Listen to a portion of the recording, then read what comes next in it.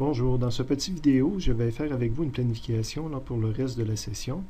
Planification qui a été faite ce matin.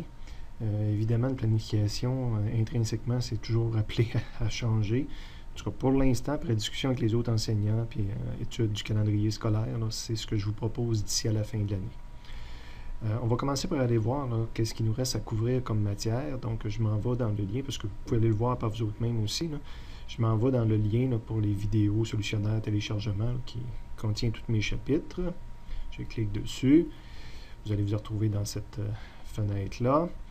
À quelque part, il y a un document qui s'appelle Index croisé, mes chapitres versus les sections de Séguin. Je l'ouvre. J'ai mis en couleur la division des chapitres des examens qu'on avait dans le cours NYK. Fait que ça, c'était mon chapitre 0 qui correspondait à 1.1 de Séguin. Ça a été vu dans le premier examen.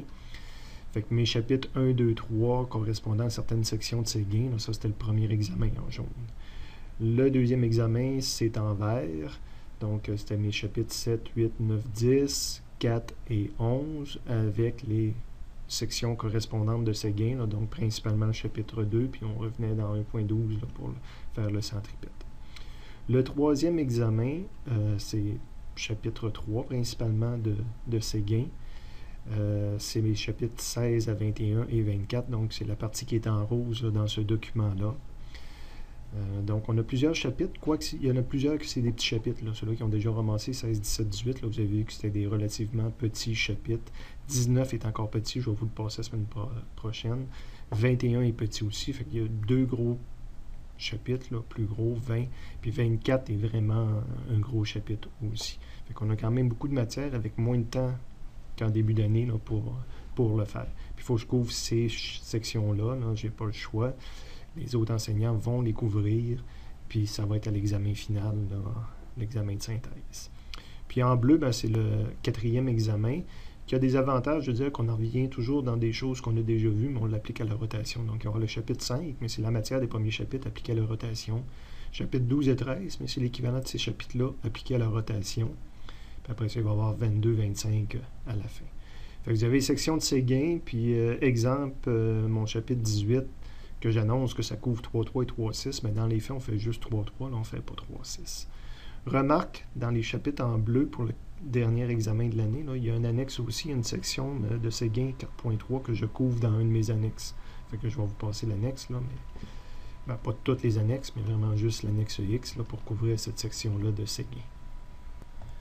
Je suis de retour dans les ressources du cours pour suivre maintenant le deuxième lien, qui est plus spécifique à NYK, puis qui va nous montrer le calendrier de NYK d'ici à la fin de l'année dans mon groupe. Quand on suit le lien, on arrive ici, quelque chose qui est propre à NYK, puis un des premiers documents qu'on nous montre, c'est le calendrier. Donc, je vais l'ouvrir, on va le grossir un petit peu. Évidemment, en vert, c'est déjà tout passé, la semaine de relâche. Et il est à jour en date d'aujourd'hui. On est rendu au 7 novembre, donc on a 1 heure de travaux libres. La plupart des étudiants ont décidé de ne pas se présenter en classe, de ramasser les documents à mon bureau. Mais il reste qu'il faut utiliser cette heure-là. C'est disponible pour faire avancer nos choses. Donc, la semaine prochaine, lundi, je vais vérifier en classe chapitres 16 et 17 et je vais donner des exercices à faire dans 16 et 17, exercices qui vont pouvoir être mis éventuellement dans le duotime pour le troisième examen. Le lendemain, le mardi, au cours de laboratoire, il n'y aura pas de laboratoire, ça va être des travaux libres encore. Je vais approuver le 18 en classe et je vais donner des exercices pour le 18. C'est sûr qu'on peut toujours venir me voir, quelqu'un qui trouve que c'est pas efficace ces heures-là de travailler en classe. Vous pouvez venir me voir, mais vous respectez les échéanciers, de toute façon, s'il vous plaît. Okay? Donc, c'est des relativement petits chapitres. On fait ça en fin de semaine. Quelqu'un pourrait régler 16, 17, 18 lundi pour pas avoir à se présenter en classe le mardi, puis quelqu'un peut les régler en venant me voir, puis pas se présenter en classe du tout, mais il faut venir me voir, il ne faut pas venir me voir le vendredi. La semaine d'après, je rajoute 2 chapitres, 19-20 le lundi, donc la fin de semaine, il faut essayer de passer à travers ces chapitres-là, puis en classe, je vais donner des exercices associés aux chapitres 19 et 20. Le mardi, même chose, toujours pas de laboratoire, donc c'est des heures en banque pour travailler. Chapitre 21 ou plus tard à faire approuver et à faire des exercices à ce moment-là. congé d'information scolaire le mercredi. On va avoir une rencontre des profs de NYK. À partir, là, après cette journée-là, je vais pouvoir parler de l'examen final. On va l'avoir, entre guillemets, bâti cette journée-là. Puis l'examen de laboratoire également. Puis le lundi 25 novembre, donc dernier lundi avant l'examen, 3 heures de travaux libres pour un seul chapitre. Mais je vous avais dit que le chapitre 24 était gros. Fait que la fin de semaine, théoriquement, on a un seul chapitre, là, mais ça couvre 3 sections de Séguin, puis c'est quand même assez gros. Et le lendemain, on va faire le laboratoire là, qui est justement en lien avec le chapitre 24. Fait que là, il n'y aura pas nécessairement une période de travaux. Quoique ce laboratoire-là dure 15 minutes, je pense, la manipulation. Donc, il va rester du temps. Habituellement, j'essaie toujours de donner travaux libres avant l'examen. Il va quand même rester du temps ici pour faire des problèmes.